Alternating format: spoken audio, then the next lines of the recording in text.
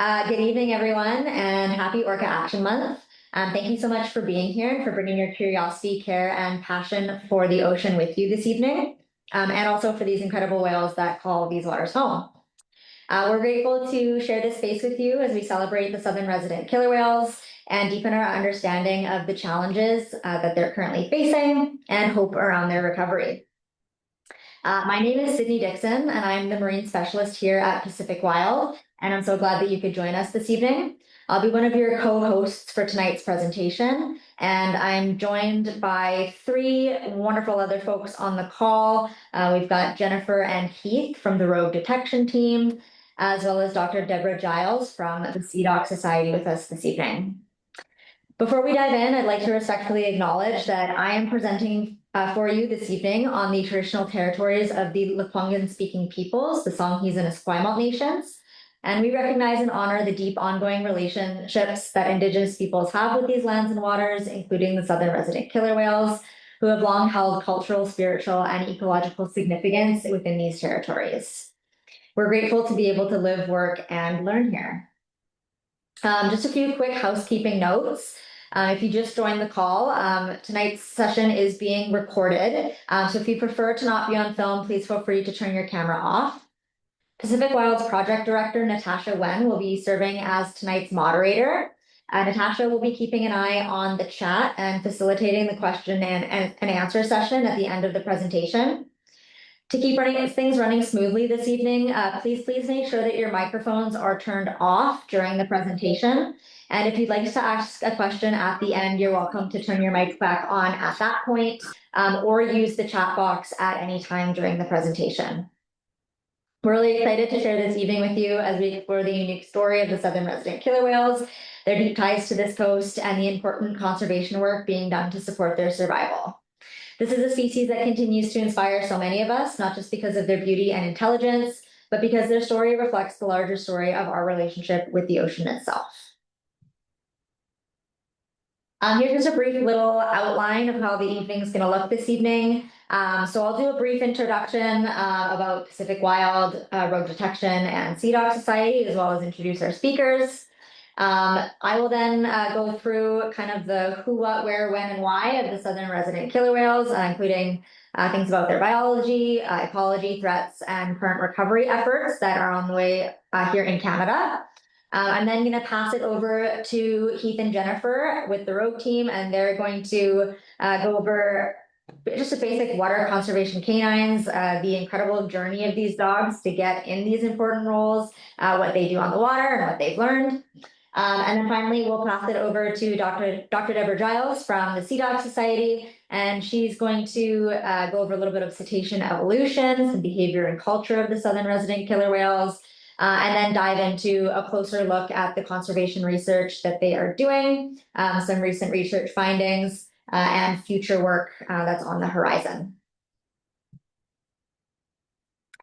So for our speakers, again, my name is Sydney. I'm the marine specialist at Pacific Wild. I'm a marine biologist with a passion for field research, environmental advocacy, and science communication. We also have Heath and Jennifer from the Rogue Detection teams. They are the co-founders and also bounders with Rogue Detection. Heath and Jennifer have a passion for dog rescue and non-invasive conservation science.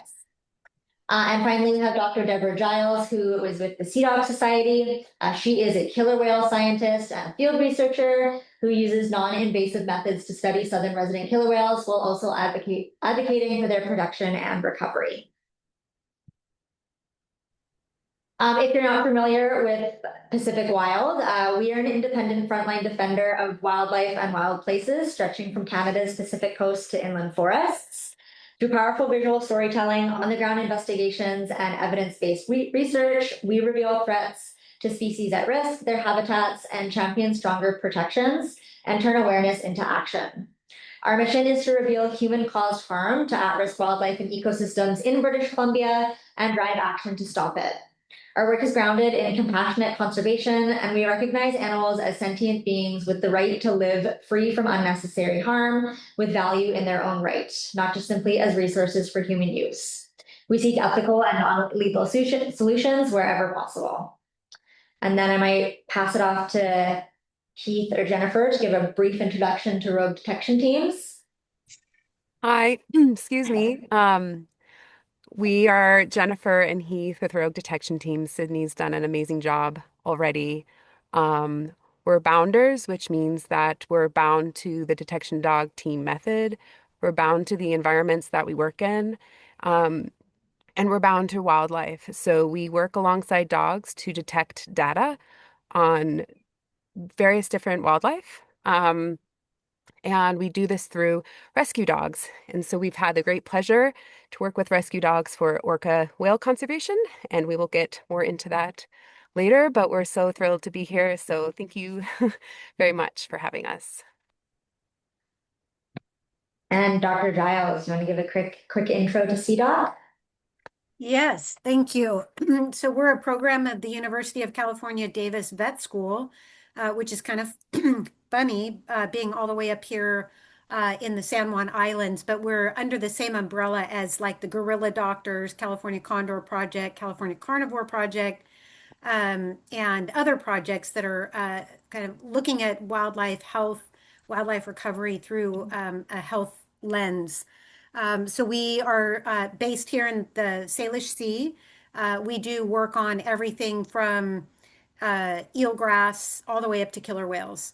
I joined the program with the scent detection program, the SCAT project in, can't believe it's already been over a year, in February of 2025. And I too am super excited to be here and presenting with Heath and Jen.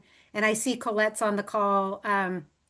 Might have to call her out and have her talk a little bit too, because I had the pleasure of working with her, with Jack and Dio, two of this whale, as I call them, whale dogs, um, throughout my career. I started working for Sam Wasser in 2009. So I've spent the bulk of my 21 years collecting poop. And I think my claim to fame is that I probably have collected more whales, killer whale scat than anybody on the planet. So there you go. Great, thank you. All right, we'll dive into the first portion of our presentation this evening. So meet the southern residents. We're going to chat a little bit about the threats that they face, as well as some recovery efforts that are underway. So when most people think of killer whales in the Pacific Northwest, they are often thinking of the southern resident killer whales. The southern resident killer whales are one of three distinct ecotypes of killer whales that can be found in British Columbia waters with their own culture, traditions, and family groups. They live in three pods known as J, K, and L pod, and every individual is known and monitored by researchers. And today, only about 74, more on that later, remain. One of the defining characteristics of the southern resident killer whales is that they are salmon specialists. So unlike transient or big killer whales that hunt marine mammals such as seals and sea lions, southern resident killer whales have evolved to feed primarily on fish. While they will occasionally eat other species of salmon, their preferred prey is Chinook salmon. Chinook are the largest Pacific salmon species and contain the highest fat content, making them an energy-rich food source for whales that can weigh up to 5,000 kilograms and travel large distances every day.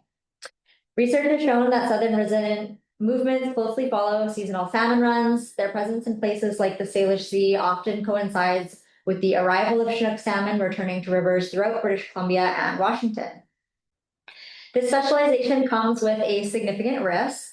Because southern residents rely so heavily on Chinook salmon, declines in salmon abundance leave them with few alternatives. When salmon are scarce, whales may struggle to find enough food, leading to poor body condition, lower reproductive success, and increased mortality. In many ways, southern resident killer whales act as indicators of ecosystem health. When salmon populations are thriving, the whales benefit, and when salmon populations decline, the effects ripple throughout the food web and are reflected in the health of these whales themselves. While southern residents are often discussed as a single population, like I mentioned, they are organized into family groups known as pods, so J, K, and L pod. JPOD currently consists of 27 individuals organized into about 6 matrilines. And if you're not familiar with that term, a matriline is a family group centered around a female ancestor and her descendants. And these family bonds can persist for generations, making southern residents among the most socially connected mammals on Earth. Like human communities, each pod has its own culture and language. J-pod is known for a distinct set of vocalizations. Their most recognized call is known as the S1 call, a three-part descending sound that researchers often associate specifically with J-pod. Another common call, the S4 call, has been described as sounding somewhat like a sheep or a goat. And these shared vocal traditions are learned and passed down throughout generations, forming an important part of Southern resident culture. And I actually have a couple of these calls to share for you. So here's the S1 call.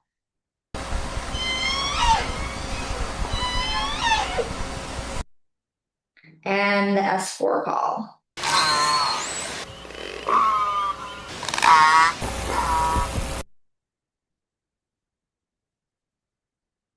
J-pod is perhaps the most familiar group to many people in the Salish Sea because they spend more time in inland waters than any other southern resident pod. In fact, J-pod is sometimes called the Oast resident pod, and historically can be seen throughout the year in places ranging from Puget Sound and the Southern Gulf Islands to the Strait of Georgia and as far north as Campbell River. Historically, J-pod was commonly seen along Harrow Strait and the west side of San Juan Island during the spring and summer. But today their movements are changing in response to shifting salmon returns, particularly Chinook salmon. And in recent years, they've often spent much more of the fall and winter in the Salish Sea before traveling to the outer coast of British Columbia in the spring and making periodic returns throughout the summer, depending on prey availability. So they used to be really consistent here, and now not so much. That's changing quite a bit. Next up is K-pod. And K-pod has long been the smallest of the three southern resident pods. Since studies began in about the 1970s, this pod has generally numbered between about 15 to 20 individuals. Today, K-pod consists of 14 whales organized into 4 matrilines. In the past, K-pod occasionally split into smaller groups, with some whales spending extended periods of time traveling alongside either J or L pod. However, after the losses of several matrilines over the years, the remaining families have become increasingly cohesive. In recent years, the pod has consistently traveled together as a unit, so as a single social unit.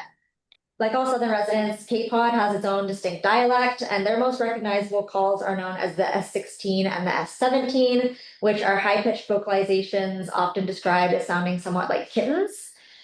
These calls are frequently produced together and help researchers identify Cape Cod acoustically, even when the whales themselves are not visible. And here is what the 16 sounds like.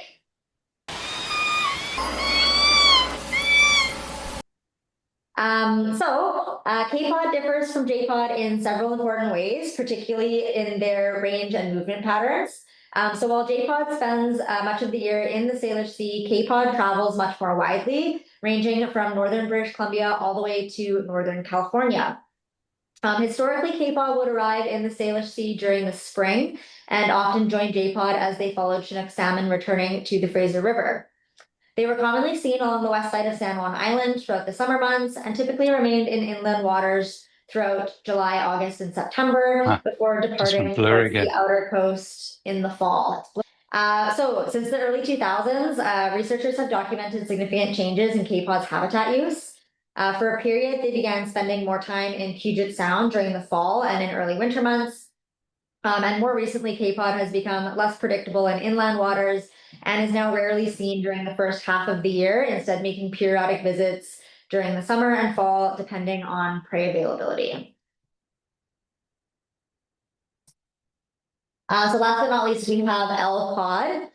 So L pod is the largest of the 3 southern resident killer whale pods and has played a major role in the population's growth and decline over the past several decades. Unlike J pod, which spends much of the year, like I said, in the Salish Sea, L pod often spends more time along the outer coast and is often the least predictable pod to be encountered in inland waters. Researchers recognize 3 main social groups within L pod: the greater L4s, the L12s, and the L54s. The greater L4s are the largest subgroup, containing about 20 whales from several different matrilines. And because they include many reproductive aged females, the future success of this group is closely tied to the future of the entire southern resident population. Unfortunately, many females have not been reproducing regularly in recent years, reflecting the challenges faced by the southern resident killer whales today. The L12s are a smaller and more distinct family group. They have their own vocal traditions and movement patterns and often forage along the west side of San Juan Island. Some researchers have even suggested that they are culturally distinct enough that they should have been classified as a separate pod if we knew what we knew about them back in the day today. The smallest subgroup is the L54s, which currently consist of just 4 whales. They're the least frequent visitors to the Salish Sea and are often absent even when the rest of the southern resident population is present. Because they're so rarely seen, encounters with the L54s are always considered very special. Much like the other southern resident pods, L pod also has its own unique dialect, and the most recognizable calls include the S19, an upsweeping vocalization commonly used by the greater L4s, and the S2-3 call frequently used by the L12s and the L54s. These vocal traditions, again, are passed down through generations and an important part of southern resident culture. So let's see if we can get the S19 for you.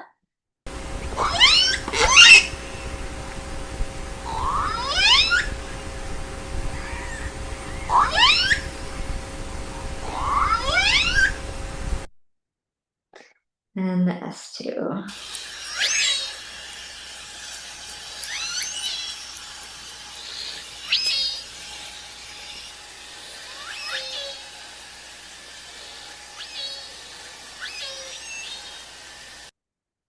One of the most famous members of the L12 subgroup is L25, known as Ocean Sun, who is believed to be the oldest living southern resident killer whale and maybe approximately 96 years old. Another remarkable whale is L87, Onyx, whose life story has challenged the long-held belief that southern residents never leave their natal family groups. After the death of his mother, L32 Olympia, in 2005, Onyx spent 4 years traveling closely with K-Pod, where he closely associated with K7 Lumi and her family. Following Lumi's death in 2008, he spent roughly 6 years traveling with members of J-Pod, including matriarchs J8, known as Spiden, J2 Granny, and J17 Princess Angeline. After the loss of those older females, Onyx eventually rejoined L-Pod, where he still continues to travel today. His unusual journey highlights the complexity and flexibility of this particular southern resident in general within their social relationships. There are a few encouraging signs for southern resident killer whales, giving us hope for cautious optimism. Most recently, a new calf named L130 was spotted with L-Pod just a few weeks ago on June 14th. This is especially significant because it marks the second calf born into L-Pod in just 4 months, following the sighting of L129 near Race Rocks in February.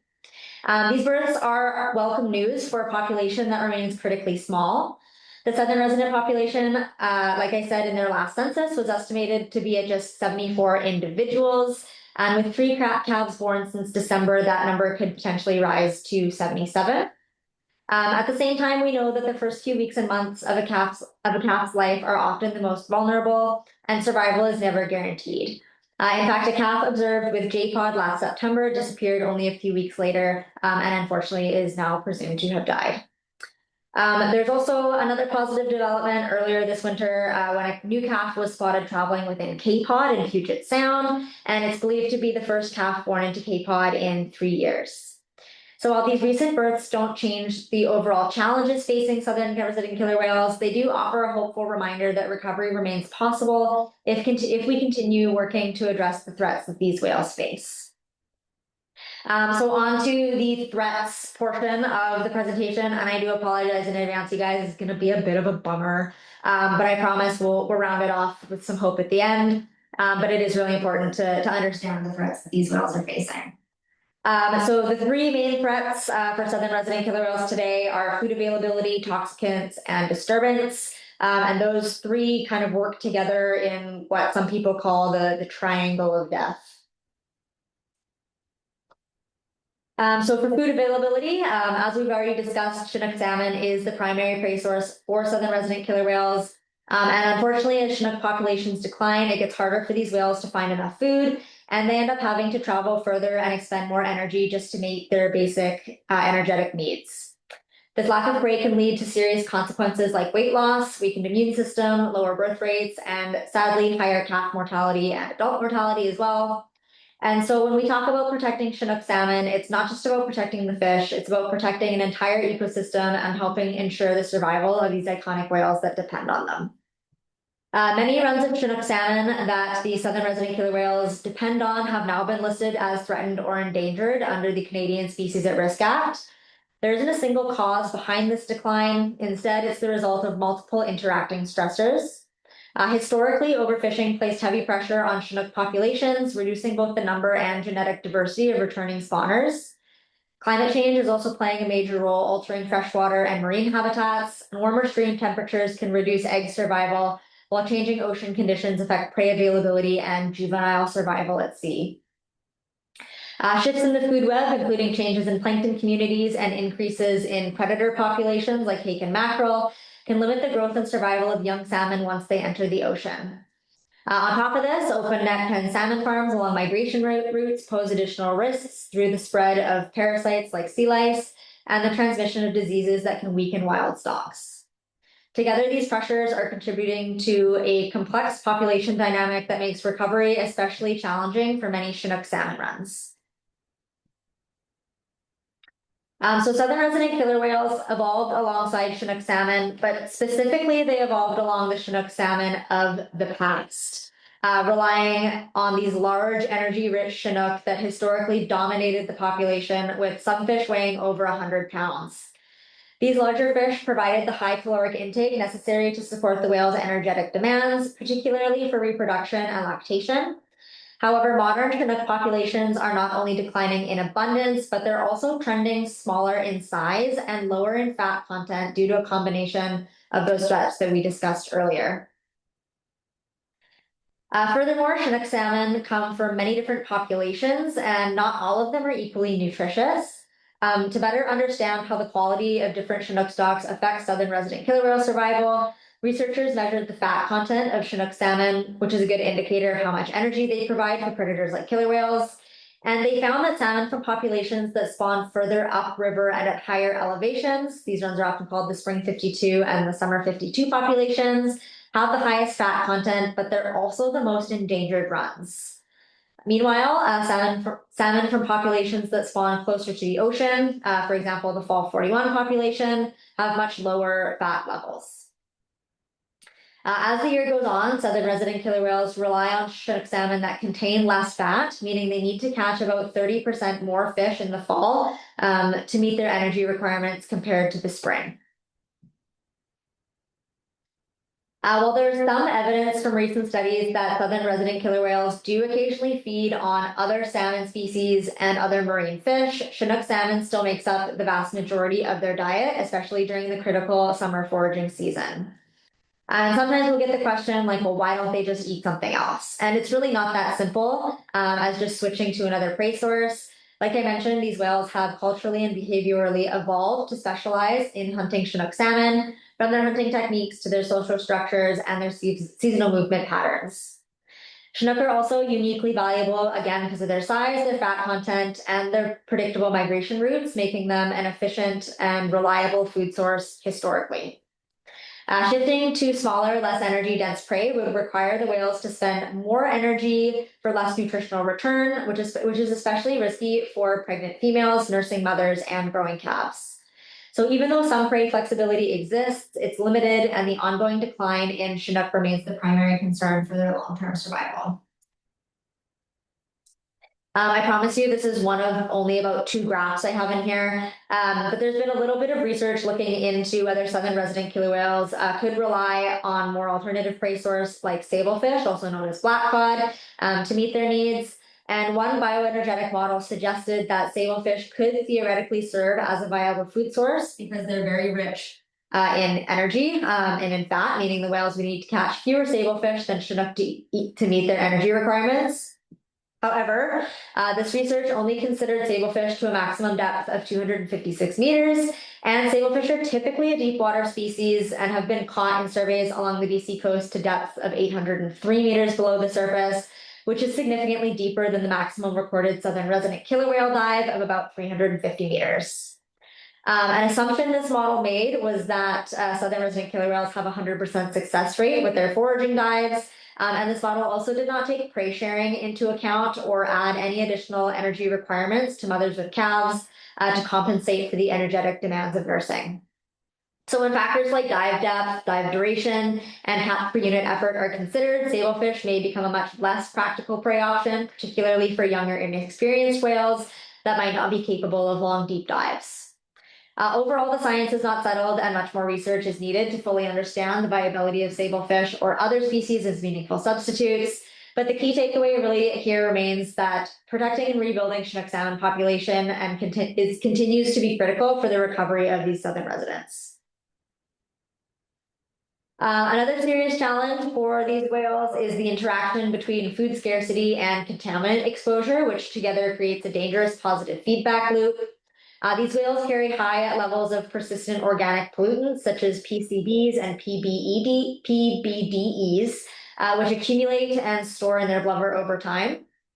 And when prey availability declines and the whales experience nutritional stress, they begin to metabolize their blubber, their fat reserves for energy. And as they burn through that storage, the toxicants are then released into their bloodstream, exposing their vital organs and systems to harmful contaminants. And this toxic load can impair immune system, disrupt reproduction, and increase their vulnerability to disease. In this way, decreased food availability not only creates an immediate energy deficient for these whales, but also triggers greater toxic exposure at a time when these animals are already nutritionally compromised. Together, these stressors can compound one another and then further threaten the health of the population. And this is just kind of showing the process of toxins accumulating in their bodies. It's by a process called bioaccumulation. And that happens when toxicants enter the food web, either from the environment or from the prey the whales are eating, and then build up in the tissue. So again, we'll get toxicants coming off from things like stormwater runoff or from marine pollution. It gets into the phytoplankton and then works its way up the food chain. And those red dots are just indicating how those persistent pollutants magnify over time as you go higher up the food chain. So our third threat is disturbance. And killer whales rely on sound for almost everything they do, finding their prey, navigating, and communicating with one another. But underwater noise from vessels makes this much harder for them. Research shows that southern resident killer whales try to compensate for noisy conditions by calling louder, increasing their call volume by about 1 decibel for every 1 decibel increase in background noise. But there is a limit to how much they can compensate. In the Salish Sea, southern resident whale critical habitat overlaps really heavily with busy commercial shipping lanes, ferries, as well as other commercial and recreational vessels. And much of this boat traffic passes incidentally within 400 meters of the whales, which studies have shown when boats get this closer, the whales will often change their behavior. The result is they spend less time foraging and more time simply moving or transiting. And they may also alter their surface behavior, breathing rates, swim speeds, and travel paths. Altogether, this means less time spent efficiently finding food. So when scientists modeled the sources of underwater noise across southern resident killer whale habitat, they found that ferries are the biggest source of underwater noise, followed by container ships, bulk carriers, anchored cargo ships, and oil tankers. Fishing boats and recreational vessels also contribute significantly to noise levels, especially in the sound frequencies that killer whales use the most. But many of these smaller boats aren't tracked by AIS, so their impacts are often underestimated. Overall, vessel noise has raised sound levels across southern resident killer whale habitat by more than 10 decibels above natural conditions. And I just kind of, with the black arrows there, have marked out some of the noisier parts here in the Salish Sea. So we've got the shipping lanes in the middle of the Strait of Juan de Fuca there, the Coho ferry route across from Victoria to Port Angeles, and then BC ferries coming in and out of Swartz Bay. So the brighter yellow means louder. So what does this mean for the whales? Well, when noise levels increase by 10 decibels, the southern resident killer whales lose up to 90% of their communication space, meaning they can barely hear themselves or each other. And they lose up to 82% of their ability to use echolocation to effectively find food. In simple terms, they're shouting to be heard, but still can't communicate properly or find enough food. And this reduction in acoustic space leads to a drop in foraging efficiency, weakens group cohesion, and makes survival even harder for this endangered population. Next up, I have a video with a recording from one of Pacific Wild's hydrophones from the Central Coast, illustrating how vessel noise can drown out the sign of killer whale communication. And in this case, the calls that you will hear is of a northern resident killer whale.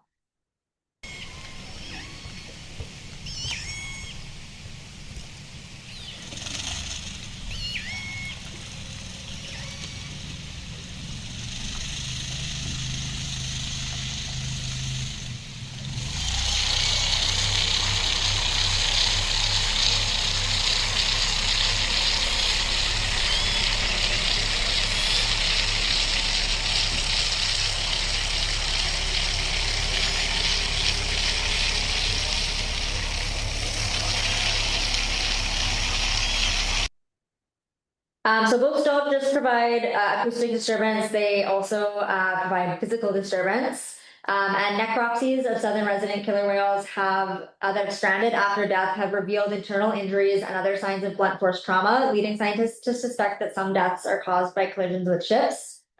Between 2003 and 2014, 4 of the 9 southern resident killer whales necropsied died because of traumatic incidents, likely vessel strikes.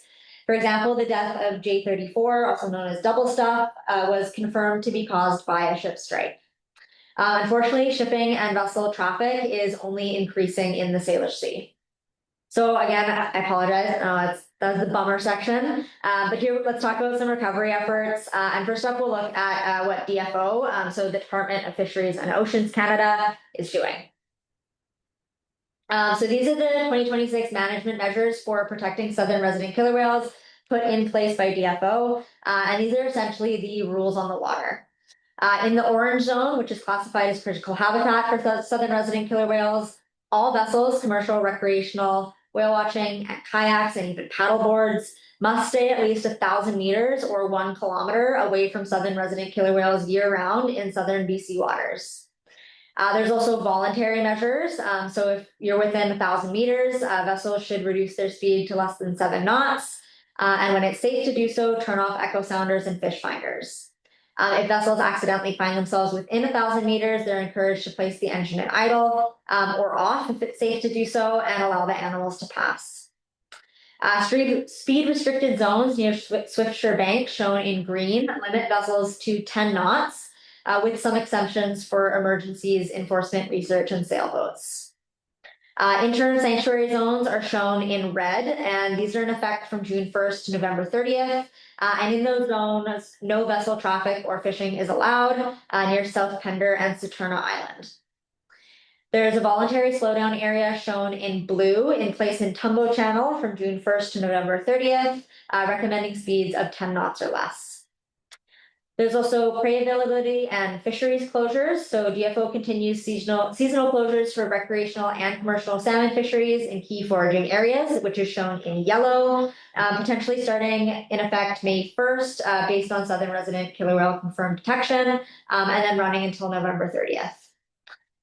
The pink area is the ECHO program in the Swiftsure Bank area and then throughout the shipping lanes. Which is a voluntary slowdown for large commercial vessels to 11 knots or less through the water for bulk vessels, tankers, and government vessels, and 14.5 knots or less through the water for container vessels, vehicle carriers, and cruise ships. Again, these are voluntary slowdowns, but in the past few years, my understanding is they have been largely successful, which is great. In addition to these spatial restrictions and closures, the Government of Canada is also funding hatchery support. So efforts are underway for double Chinook salmon releases from the Chilliwack River hatchery from 1 million to 2 million fish to enhance prey availability.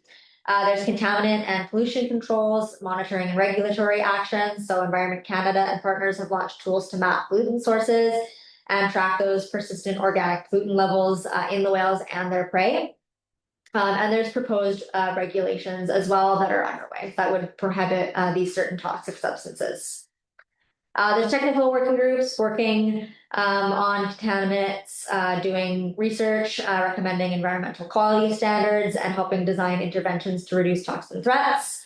And long-term conservation investment includes proposals to provide funding of over $95 million over 5 years and $16.5 million ongoing for enhanced protection specifically for the Southern residents.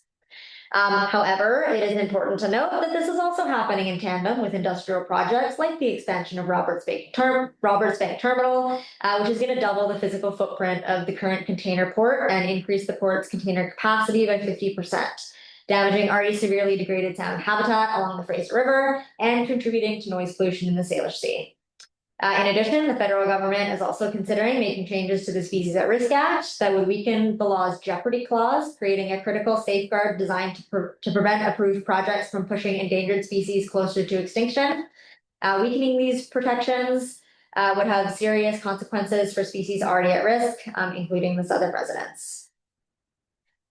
Luckily, it's not just DFO working on this. There's a lot of environmental non-government organizations that are leveraging a two-pronged approach of scientific research and advocacy to pressure governments into implementing stronger protections through legal action, policy collaboration, public agreement, habitat campaigns, and technological innovation. They aim to bolster vessel regulations, prey abundance, pollution control, and habitat sanctuaries, all essential for Southern resident killer whale survival. Though there's not enough time to go through all the wonderful environmental non-government organizations working to protect Southern resident killer whales this evening, a few honorable mentions are, of course, the SeaDoc Society, who supports the recovery of endangered Southern residents by funding and conducting research on the key threats that they face, including prey availability, vessel noise, pollution, and overall health. Their work includes studying killer whale diet, developing non-invasive health monitoring techniques, and analyzing habitat use and behavior through acoustic monitoring and supporting collaborative research that informs conservation and management decisions throughout the Salish Sea.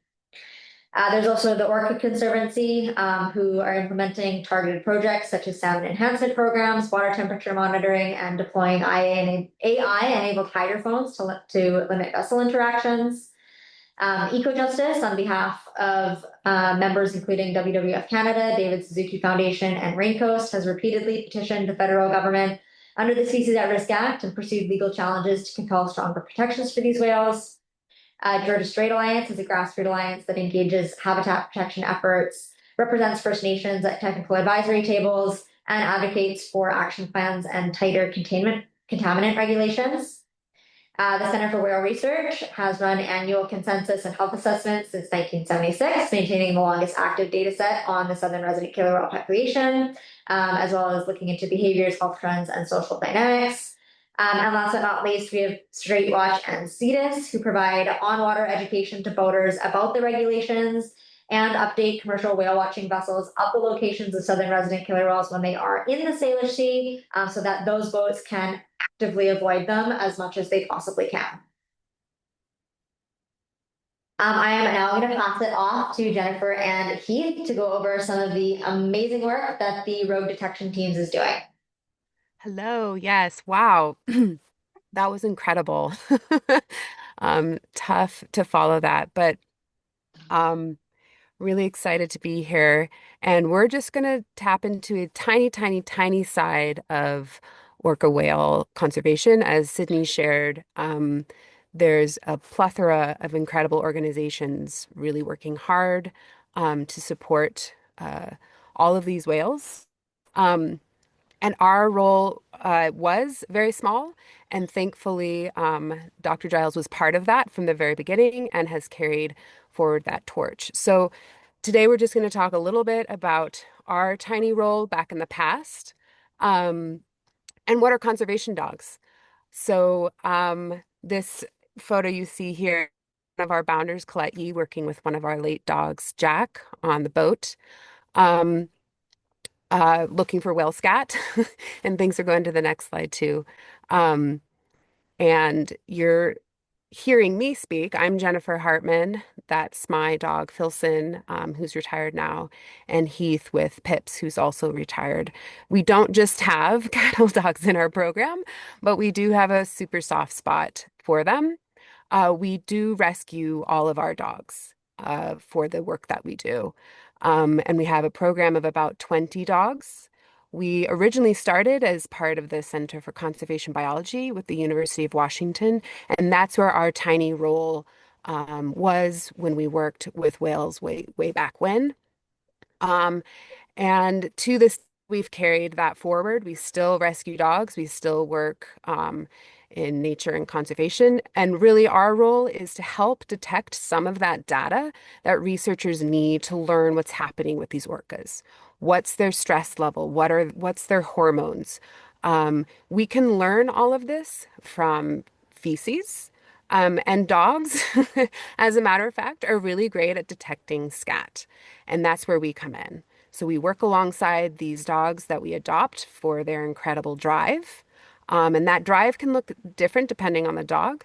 Mainly it's fetch obsession, but we also do a lot of treat. And we also work with dogs who just want a lot of love. But it's usually the dogs who are out of options in shelters. Many of the dogs that we've adopted were on euthanasia lists. A lot of the dogs that worked on this project specifically, like Tucker, was a street dog. He was very well known back in his day, and we miss him terribly. Um, as we do all of the dogs that we have partnered with for this work. But really, I think people are looking for, what it's just that they have this innate drive and don't really make great pets in a home environment and want to work. And so we put that desire to work for the good of nature and the environment. And the really lovely thing and the thing that I'm most passionate about is we can do this non-invasively, meaning we never have to see, collar, capture, tag the wildlife that we're tasked with detecting. And with whale research, and Giles will most likely get into this during her presentation as well. But that means we don't have to do some of the more traditional research, which require driving up alongside these whales, which, as Sydney shared, is very invasive, causes a lot of stress. And the normal procedure would be to take a biopsy dart. And that biopsy dart gives a ton of information about whales. But we can get that similar information from whale scat. But how do we find whale scat on the water?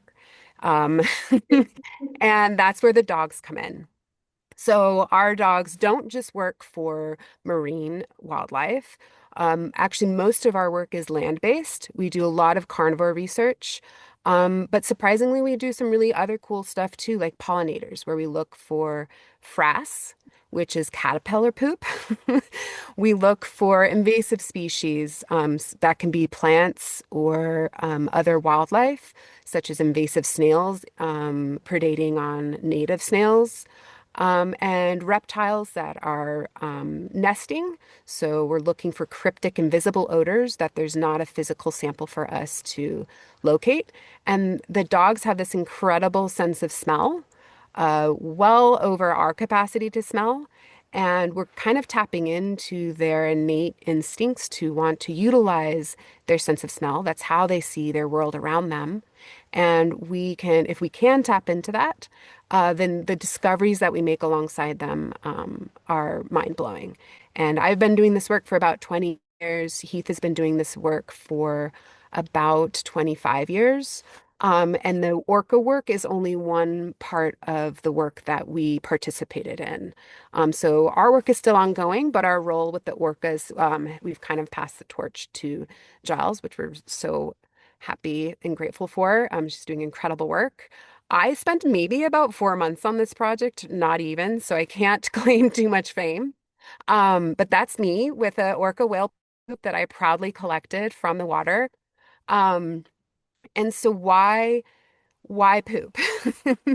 Like I said before, it's similar to it's like the biopsy dart that a lot of people are familiar with, but it's like going to the doctor and getting your blood taken or maybe giving a urine sample.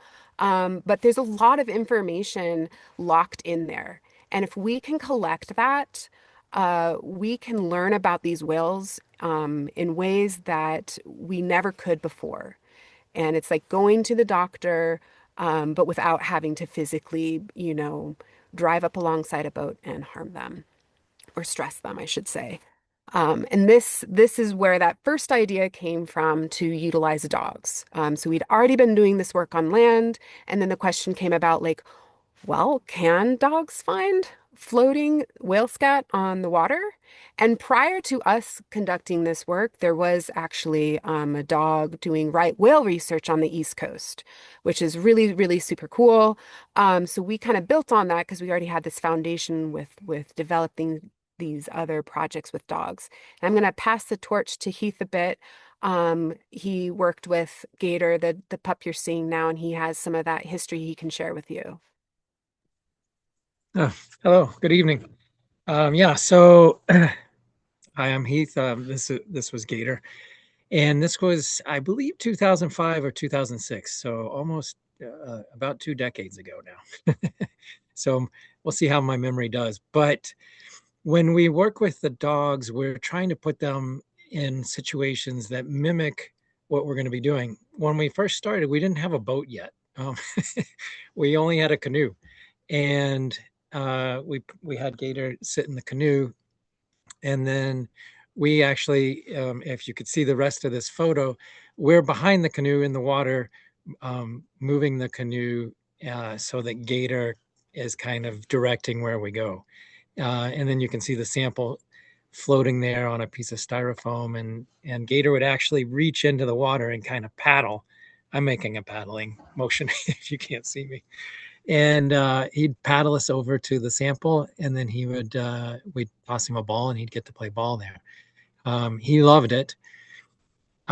We did most of our work on Lake Washington. We moved from a canoe finally up to a small fishing boat, and then eventually we started working with a couple of other dogs. Isis was one, and then Tucker, who Jennifer mentioned.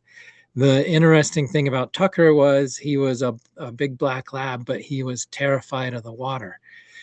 And that actually worked out well for us, because when he would smell a sample, he'd forget about being terrified of the water. And you knew that he definitely had odor and was wanting to go find it. One of the things we really try to do with the dogs is let them direct what we're doing. We're not trying to control or program to find for them to find these samples. We let them kind of direct the boat, and actually Giles could probably talk a lot about this, since she was generally driving the boat for us. This is a picture of me and Dio much later in the project. We had a number of different dogs. Tucker worked with at least 4 different handlers at the time while he was on the boat. But he served a number of years and did an incredible job out there, and really paved the way for other dogs that came along: Waylon, Sadie, Dio, Jack. Max was on there for a little bit. And then, of course, Eba, who's there now. Anything else there, Jennifer? I guess one thing you can see here, Dio is wearing some rec specs to help protect his eyes from the reflection off the water. And one of the neat things about scent as it moves across the water is you don't have anything that really blocks that odor. So when you're downwind from the whales, the dogs can pick up the smell of a sample from almost a nautical mile away, which is an incredible distance. And then at the same time, you potentially have the tide or the current taking that sample further away. So it really becomes a trick of working with the dog, working with the ship captain, driver, and then thinking about how the tide and the wind is moving everything around to finally get to that sample. So when you do find one, it is definitely a huge celebration. And I wanted to add that for anyone who's curious, whale scat not stay on top of the water very long. And so what is fast about this work with the dogs, the handler, and the captain, that's the detection team. All 3 of them have to be intimately working together and communicating real time. And when we're on odor, like everything's quiet. and the handler up front is just giving like minute little changes of direction to the boat driver to say, turn right a little bit, turn left a little bit, because like Keith said, we are working with that tide and we're working with a moving body of water. But the time that I spent on the project, I realized that although this work is super captivating to many people, it's amazing what dogs can do. I actually think now that I've spent time on the boat versus time on land, that what we do on the water um, is actually the simplification of everything we do on land, because you do have this flat, hopefully, um, source with no interruptions and that wind coming, and you know the direction of your wind and you can support your dog working into that odor cone.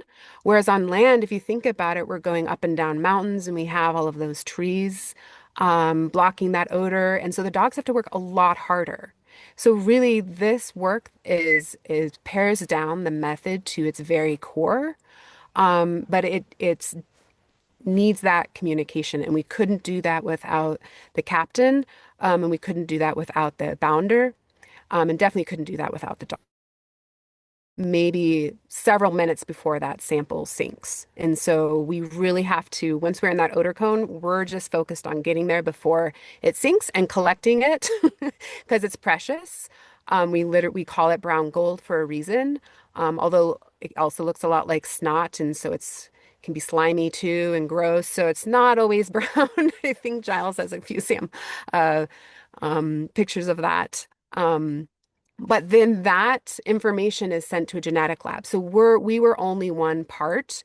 Yes, we were a very integral part, but then we have to preserve that sample and send it to a genetic lab, and that's where the lab at University of Washington really incredible job of analyzing that data. So then we could collate that information, learn more about these whales, and then publish those results. So hopefully we could change management plans. And so we're going to pass the torch now to Eba. I just want to share a short story.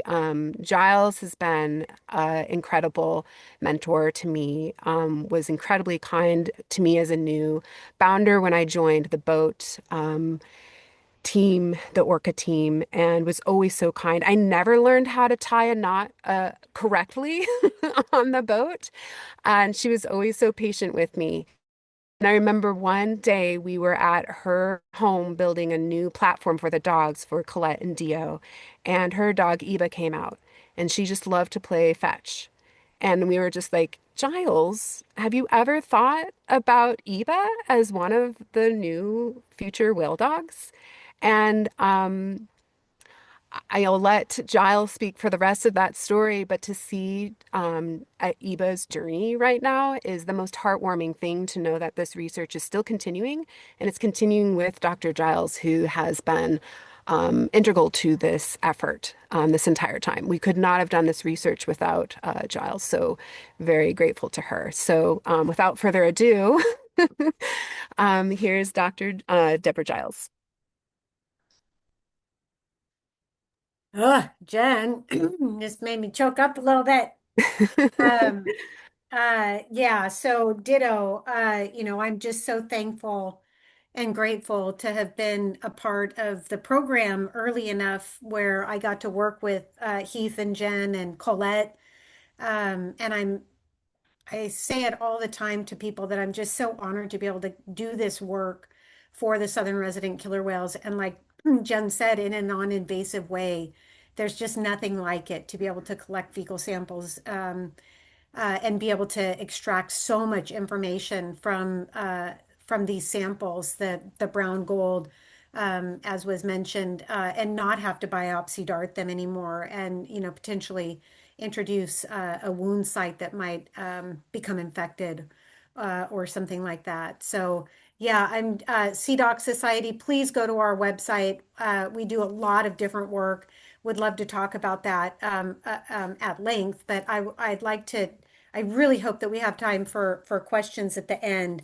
The amazing thing about SeaDoc Society is that we're looking at the whole ecosystem, this whole Salish Sea, to try and understand what's happening at the base level in order to help recover the Salish Sea, to benefit humans that live here. And for me, my favorite things on the planet are the southern residents. So humongous shout out to our team. Our team on the left is the SeaDoc Society. That was at our last fundraiser almost a year ago. It's crazy.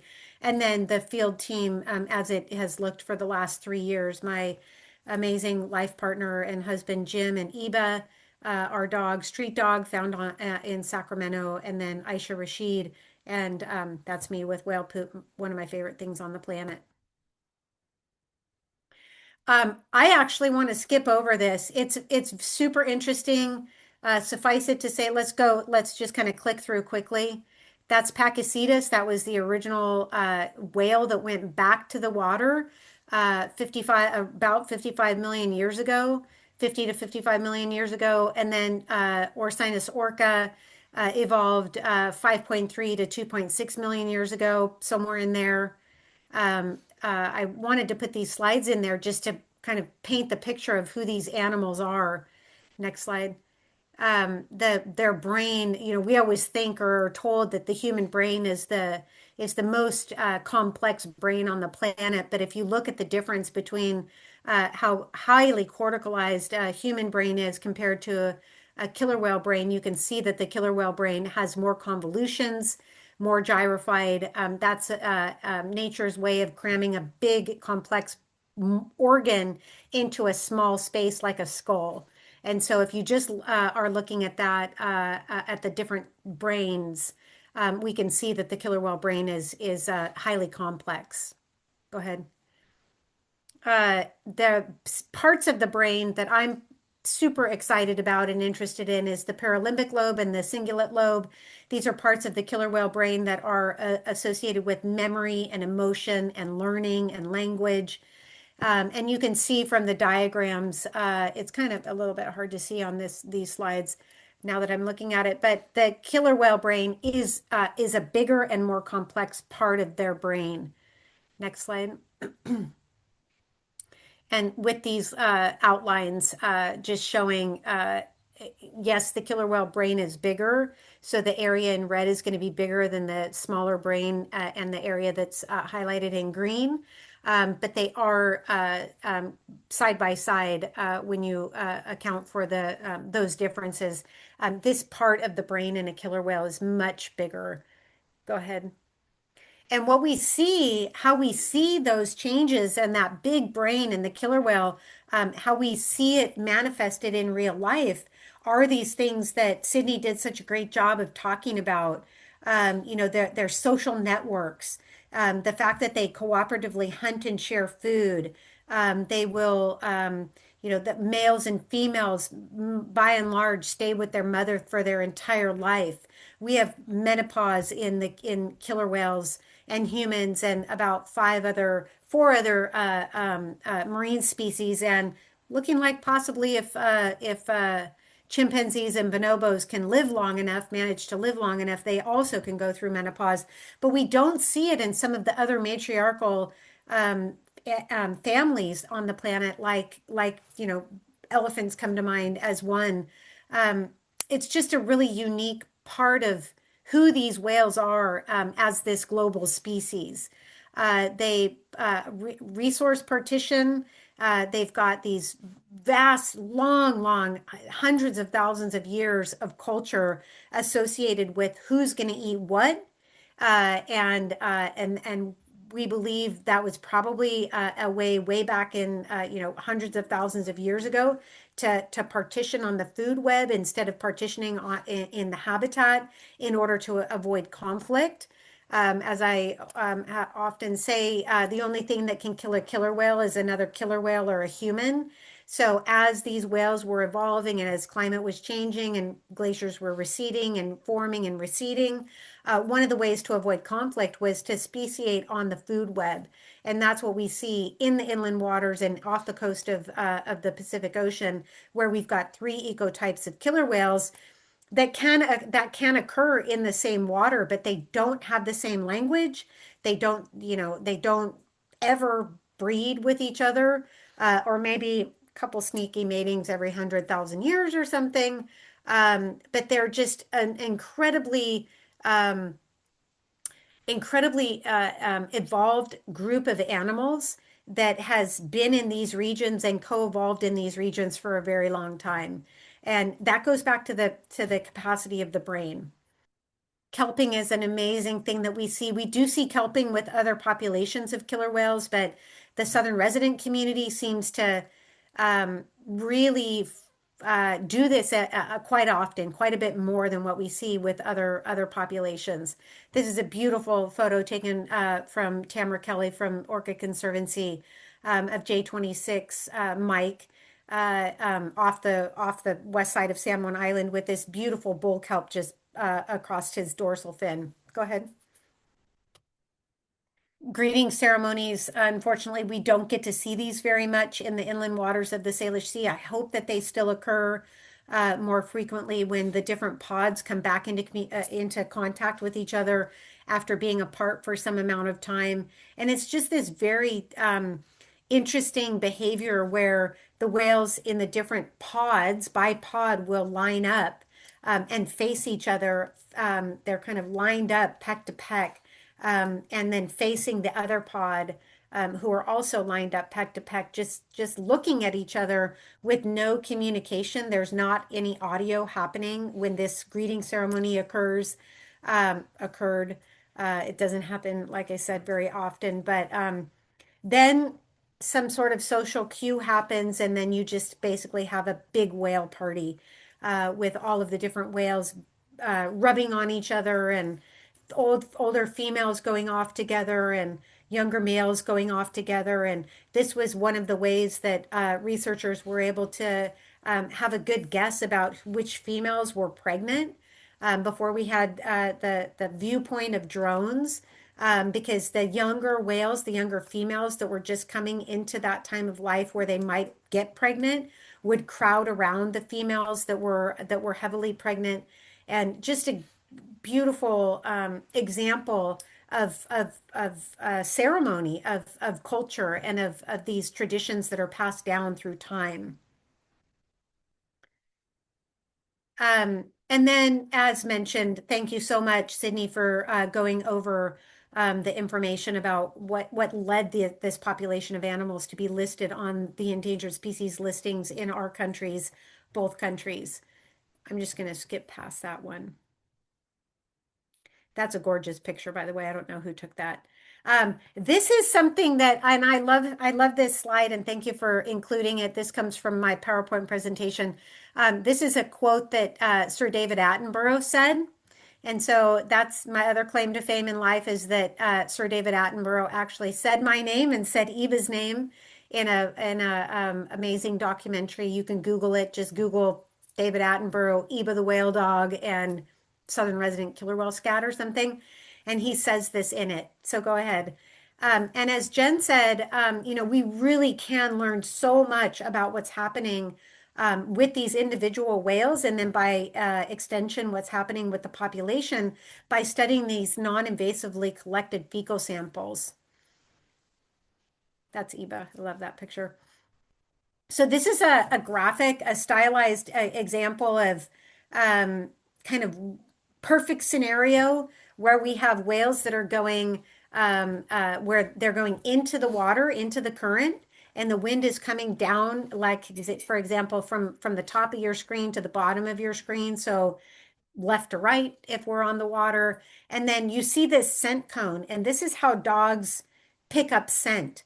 So Heath described this one time, and I love this visualization where if you think about how scents move through the environment, if you think about being at a fire, a campground fire, and depending on how strong the wind is, you might have a light wind where the smoke comes up off the fire and it just kind of floats around and goes kind of every which way. Versus if you have a prevailing wind or a strong wind coming from one direction, you might have just that one person that just is getting nailed by the smoke from the fire. that's how I visualize when we're on the water with the whales. I'm thinking about what's happening with the wind, which direction the wind's coming from, how strong the wind is. We're out there metering it with a wind meter. And so the dogs, if we're downwind to the side and behind of the path of the whales, we don't need to really be anywhere near the whales. We can just be downwind behind and to the side and let that wind pick up the scent of the poop that's on the surface. Ideally, it's on the surface, and bring that across the water. Eva will have her first reaction, her first change of behavior, way out there in the green part of the scent cone. And that's when we start paying attention to what she's doing. And then her body movement changes quite a bit as we're moving closer and closer towards the center of the scent cone, that red part of the scent cone. And as Heath mentioned, and Jen mentioned, this is a dynamic field space that we're working in. Liz Seeley, one of Tucker's handlers back in the day, had described it as being, it's like finding a needle in a haystack, but the haystack is moving, and so is the needle, and so are you.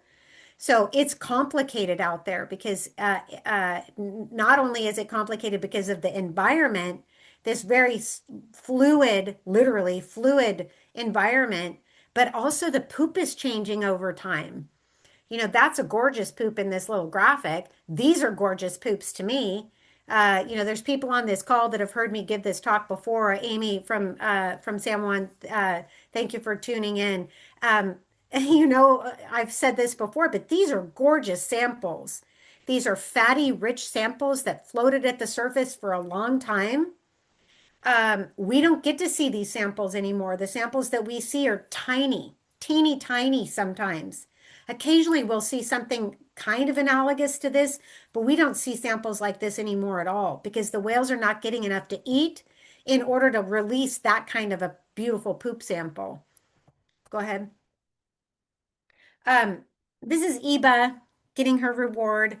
Again, that's a little choppy, but Eba was also a street dog, found on the streets of Sacramento by my sister, and my sister had her for about a year and a half before I brought her up. I brought her up to San Juan Island to give her away because I was heartbroken after the loss of mine and my husband's long-term dog, and I never wanted to have another dog again. And then I met Eba and fell in love with her. If anybody's ever had a chance to meet her, you know why.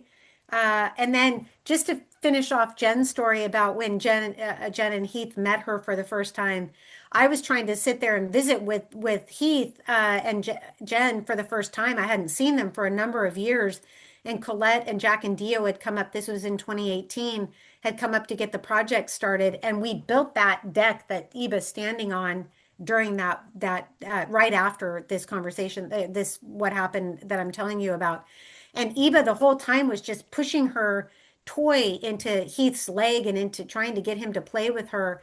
And that's when he was like, Giles, have you ever thought about training her to be a scent dog?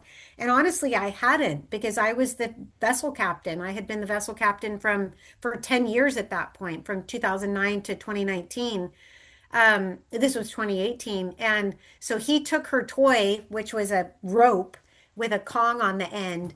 And pardon me, Heath, but like he put it in his armpits and in his hair and kind of stank it up and then chucked it into this grass that was next to us. And before I even knew it, Eba was in and out, back out again. And both, he was like, yeah, I think you can train her to be a scent dog. We didn't train her until the next year. But anyway, that's Eba's backstory for how she ended up becoming a whale dog. And this is just some of the stuff that we can learn from one scat sample. So obviously we know the species because we're behind the southern residents.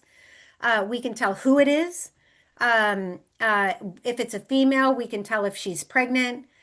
We can look at stress hormone levels, nutrition levels, toxicants of all kinds, man-made chemicals, basically. Parasites, somebody I saw in the chat talking about critters that are in the poop. Absolutely. We get parasites in the fecal samples. Also things like microplastics, fungus, bacteria, and most recently, thanks to our colleagues at NOAA, who trained our team at the San Diego Zoo Wildlife Alliance, who now are our partners in analyzing the scat samples. We can now analyze the scat samples for the prey DNA. So we can look at the different relative abundance of different salmons or different fish species. The whales mostly eat salmon, preferably Chinook salmon, but they also eat things like lingcod, as was mentioned, rockfish, some skate, and some other fish species. Go ahead. And then we're updating we're literally in the process of updating all of the past studies, looking at stress levels, nutrition levels, pregnancy levels. I am sad to say that back when Wasser et al. Published the paper in 2017, the pregnancy failure rate was 69.8%, so almost 70% failure rate. That means females that are getting pregnant, these whales do not have a problem getting pregnant. But 70% at that time pregnancy failure rate. So females miscarrying as they're gestating their fetuses. When the females are not getting enough to eat, they abort their fetus, or females that give birth to a dead baby or a live baby that dies right away. That rate is higher now, and we're in the process of updating that paper. Obviously, they're magnifying their, releasing those toxicants, as Sydney mentioned, when they're not getting enough to eat every day. So killer whales are like we are. They're not like humpback whales or gray whales that go through long periods of fasting. Those are whales that eat much lower on the food chain, so that toxicants that they're bioaccumulating are lower. And also over hundreds of thousands of years, those species have evolved to go through long periods of fasting. Killer whales are not like that. They're like us. They need to eat every day to maintain optimal health. And so when they're not getting enough to eat every day, they're metabolizing those fat stores and releasing the toxicants into their system, which makes them more susceptible to disease and early death. Really quickly, we're with the SeaDoc Society, again, so stoked to be able to bring the health monitoring program under the umbrella of SeaDoc. We're also working with our partners at San Diego Zoo Wildlife Alliance to look at drone work. So we're utilizing drones, go ahead to the next slide, to be able to capture breath. This is an early prototype. Our new drones have 3 or 4 Petri dishes on the top of it where we're capturing, 4. You can see that in the little bubble photo of our partners at San Diego, where we're able to fly through the breath of the whales and capture that breath and analyze it for a whole host of information. Go ahead.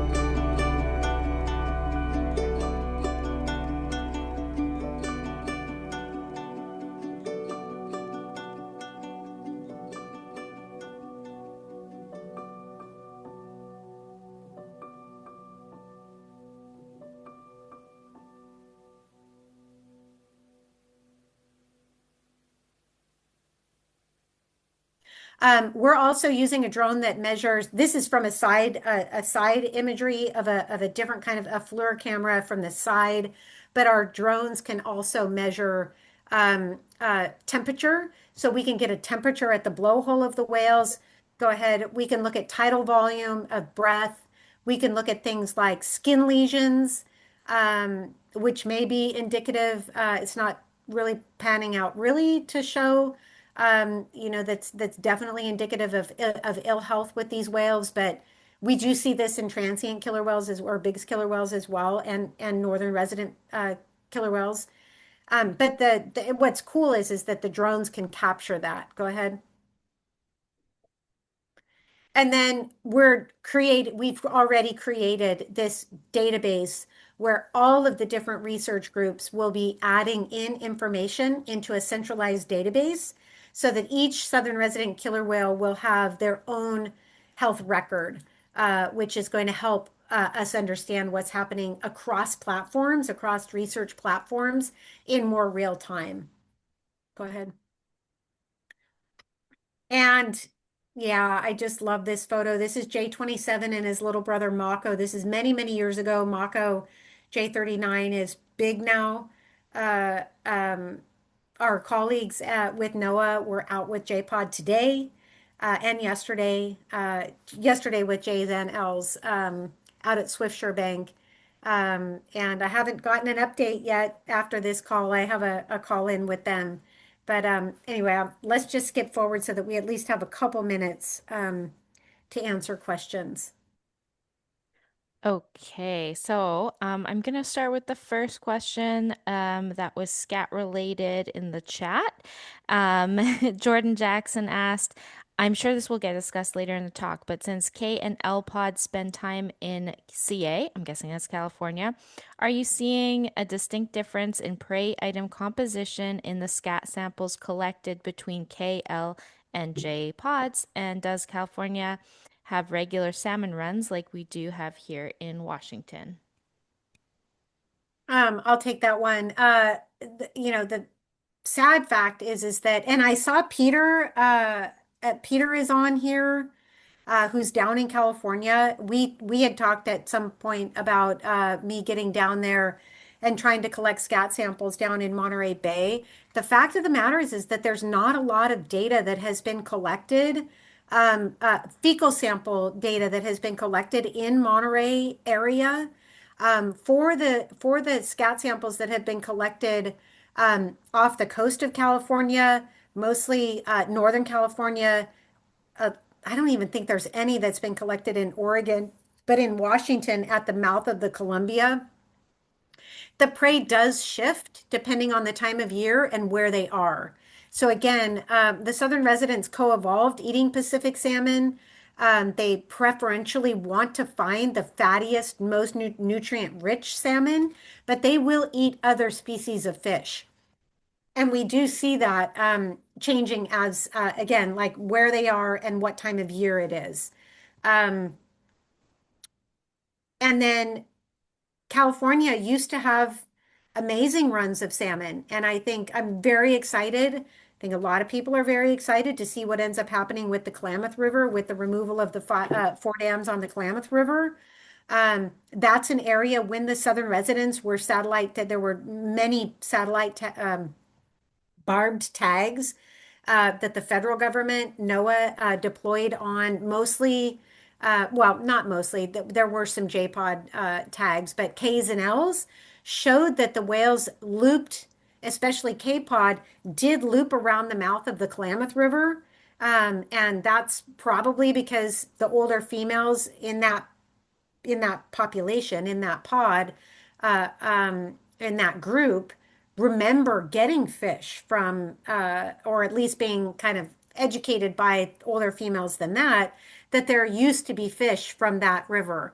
Also, the Russian River, just north of Point Reyes, K-Pod also looped around there just like we see K's and L's looping around the mouth of the Columbia River, especially in the springtime, waiting for those large, fatty, rich salmon, as Sydney had in her presentation. Those, fish that were 5 feet tall and 120 plus pounds. Just incredible behemoths of fish. Thank you so much. Wow, that's so cool. There was a question here for Heath or Jennifer. What do you use to train on scat? Were you getting scat from somewhere else for the training on the dogs, or using a different substance, i.e., when you were on Lake Washington and not near the whales? Yeah, yeah, great question. We were actually using whale scat. So it was in a vial, kind of like you saw in some of the photos, and we would pour little bits of that into the floating styrofoam that you saw. And then later on, we would use pie pans and different types of things that would float on the surface that weren't quite as obvious to the dogs. Very cool. Thank you. Then we had a more specific technical question here from Peter Falkins. To what extent do waves, smells, and wind chop affect the ability to detect target odor? Are you shut down at Beaufort 2, 3, 4? Hey Peter, it's so great to see you here. I still want to get down to California and use your boat to try and do this. Uh, It's very hard at like a 3 going into a 4 Beaufort to collect samples. Um, it's just, I call it meringue. Like as the wind picks up, the water ends up doing this thing where on the surface of the water it looks like the top of a meringue pie. And I hate that water. I call it poop eating water. Because you could have a beautiful scat sample but if the water's like that, if it's too choppy, it gets dissipated in the water very quickly. The other thing that's a challenge is in the Salish Sea anyway, we have you could have a Beaufort 1 even, or maybe even a 2, and you've got like the equivalent of a river running, 50 meters away from you. And the whales seem to really enjoy those, and especially going into those sorts of water. Um, it can be running 9, 10 knots. And the water right that you're in is 0 knots or 2 knots or something like that.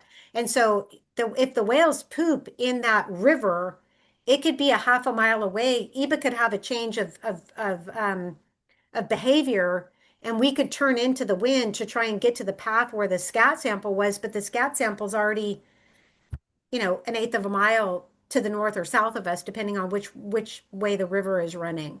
And so the physical geography and the natural occurrences of what's happening on the water are very challenging. Jen, when you were talking about how being on the whale project is kind of a more simplified version of what you guys do.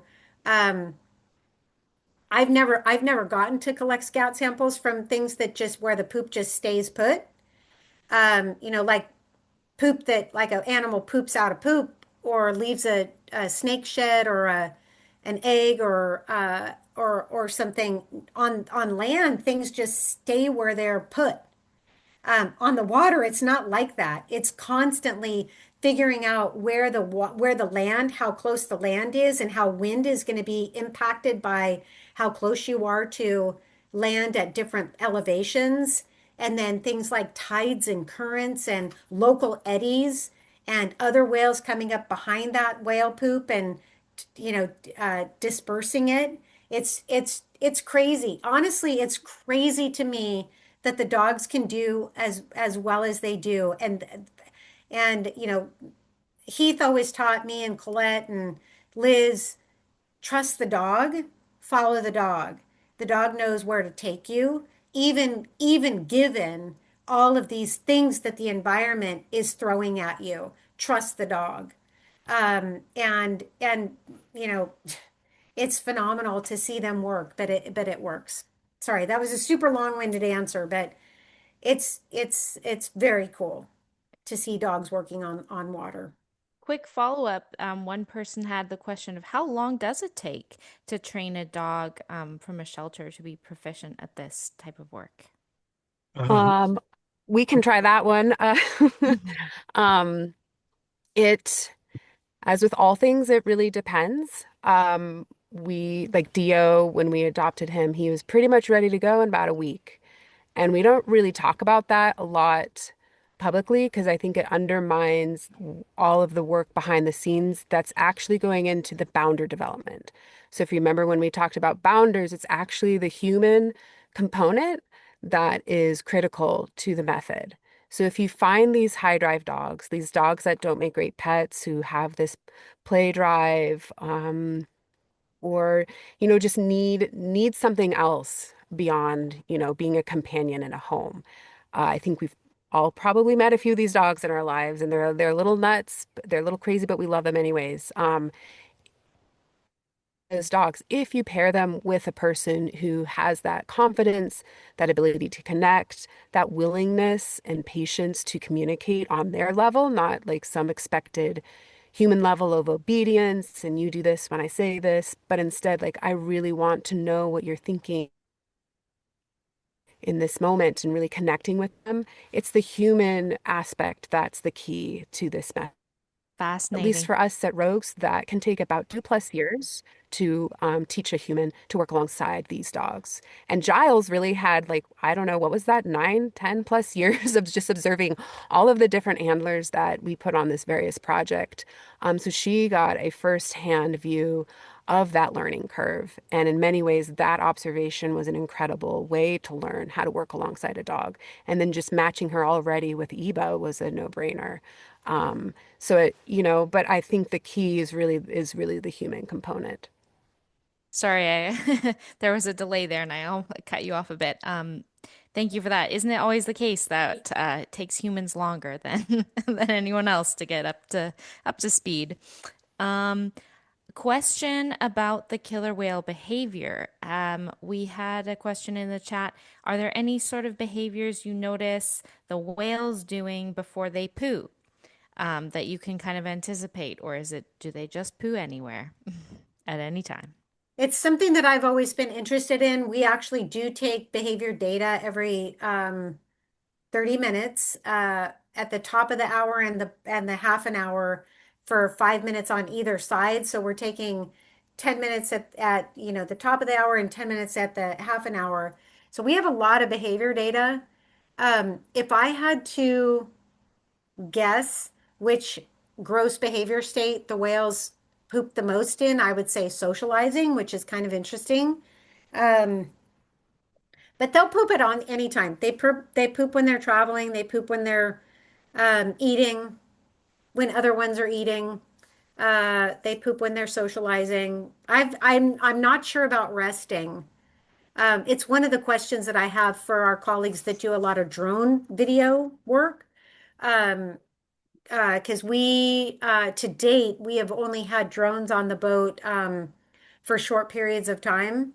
That's going to be changing going forward, but because we're interested in expanding our project to be able to collect big killer whales or transient killer whale poop. And those guys are super cryptic poopers. I don't know what's going on with them. Either they poop at depth or it's so heavy it sinks right away.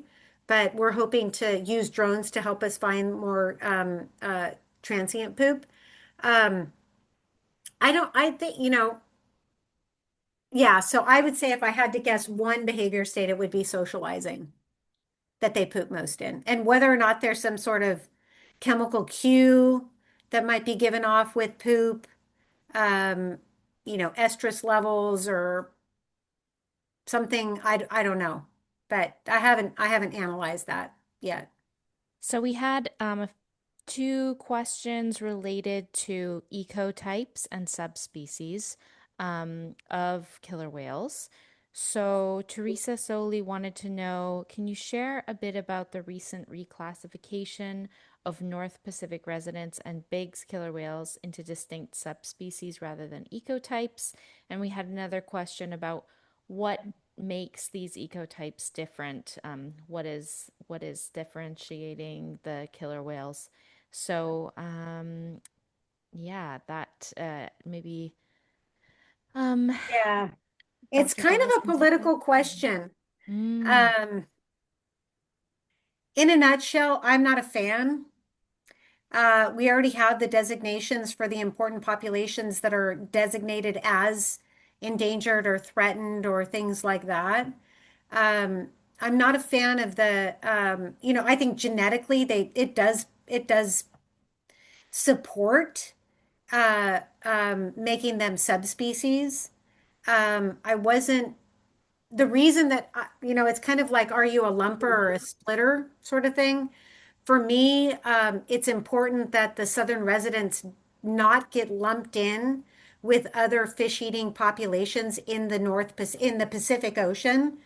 So the designation was going to be for all fish-eating killer whales north of the equator to be considered one separate species, and all killer whales that are mammal eaters north of the equator to be a second species, new species, and then all the killer whales around the world beyond that are Orcinus orca.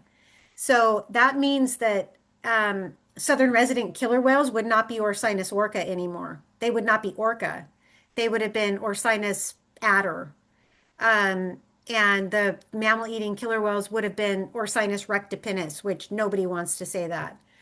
Um, so to me, I think that the southern residents being a part of Orcinus orca is part of, and maybe that's just me being a human and me growing up knowing them as orcas. Um, I felt that if we lumped the southern residents in with other fish-eating populations in the Pacific Ocean, it potentially could have given both of our governments more fodder for removing them from the endangered species list to say they're just part of Orcinus adder. They're not a distinct population segment of the worldwide genus and species of Orcinus orca. And that's political, and I don't know if that's, okay for me to say here, but that's my personal opinion about how I feel about it. They're always going to be Orcinus orca to me, and then the distinct population segment of southern resident killer whales. Hmm. That leads really nicely into the final question. There's two questions I'm going to wrap into one. What can the public do to keep southern residents safe and just all orcas in general?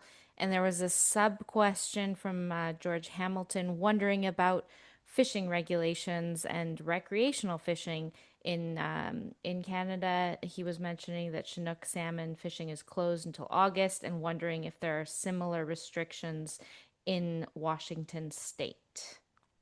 Um, I have to admit that I basically didn't hear anything that you said because I was thinking about one other thing that I wanted to point out with regard to this genus species thing. I'm so sorry. No, no, no worries. And what you just asked me was like another hour-long conversation, which I'm happy to stay on and talk about, but that's a humongous question.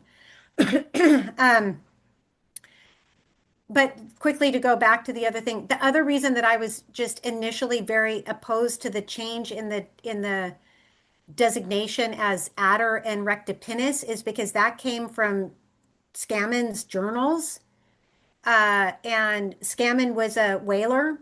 He was a natural historian, but he was also a whaler, and he almost systematically wiped off gray whales from the face of the planet because he found their birthing and breeding grounds. And so to name the southern residents and any fish-eating killer whales after any name out of Scammond's journals was very opposed to that. So, what were you asking? Quick question. Does anybody know whether there are fishing restrictions recreationally for Chinook salmon in Washington? That's a quick part of that question. Those change seasonally, and just the best way to track that is by looking at the current WDFW guidelines. And then the big question is how can the public help orcas stay safe and how can we protect southern residents? And maybe we can have a few just bullet points because, as you said, that's a huge topic, but just some things that come top of mind to you, Dr. Giles, and other folks on our panel. There's a really interesting article in the Seattle Times within the last week about it was published, it was put out, I think it's an op-ed by a tribal fisherman in Alaska talking about how mixed stock fisheries in Alaska are impacting fish that are born in BC, Canada, Washington, and Oregon. So Natasha and Sydney, maybe you could find that link, or if you can't, I have it in my email, I can forward that. Super interesting that that's being discussed at that level within the state of Alaska, talking about what's happening there that's impacting the fish here.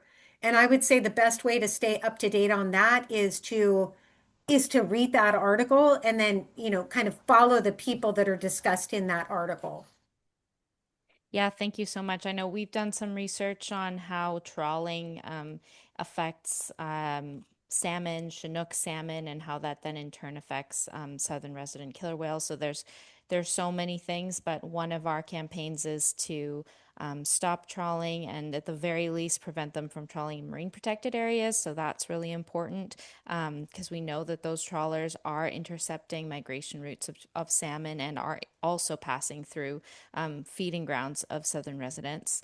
And there's other things, of course, you can do too, like big terminals like the Roberts Banks terminal that Sydney was speaking about, tanker traffic, oil, LNG tankers, all of these things accumulatively affect killer whales. So there's so much that can be done, and I'm sure you could look at any one of the websites, SeaDoc Society, Pacific Wild, and also Rogue Detection to get more ideas on how to help and be safe. And if you're a mariner out there, make sure that you're keeping your distance and going slow if you see a blow and all that kind of stuff. Sydney, did you want to talk a little bit about where you're going to be next week? Sure, yes. My next slide here. So Jen mentioned that the dogs don't just sniff on the water, they also sniff on land. And she mentioned that they do some carnivore projects. And we're really excited to be partnering with the road detection teams on a research collaboration. And we're going to be out in the field next week. We leave on Wednesday, so just around the corner. Really exciting. We are going to be traveling to the west coast of Vancouver Island on a coastal large carnivore project. So we'll be on the hunt for bear, wolf, and cougar scat. And we are looking at how access to marine nutrients might affect these animals and their survivorship and how they interact with one another in island and disturbed ecosystems. So really, really excited about that. We are running a match campaign right now. Every donation will be matched up to $5,000.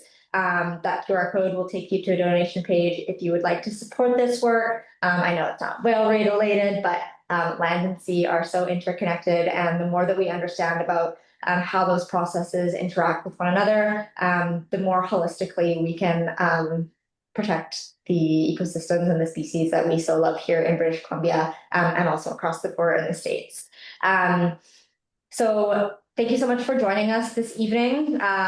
You guys stay tuned on probably Pacific Wild and Rogue's social media pages. We'll probably be doing some updates in the field while we're out there. So keep your eye out for some fun shenanigans in the field and see some live action detection happening. So yeah, really excited for that. Thank you so much for joining us this evening. Thank you for hanging on a little bit later, and thank you so much for bearing with me through those technical difficulties. I hope you enjoyed the presentation this evening. Again, we will send out the recording of this presentation in the next probably week and a half or so. Thank you so much to Jennifer and Heath, as well as Giles, for joining us this evening. You are all such a wealth of knowledge. I know that I learned so much, and it's so inspiring to hear about all the incredible work that is going into protecting these whales as well as other wildlife on our coast. And yeah, it just really shows how much of a team effort it is to come together and protect these whales. And thank you for joining us. You were a part of that as well.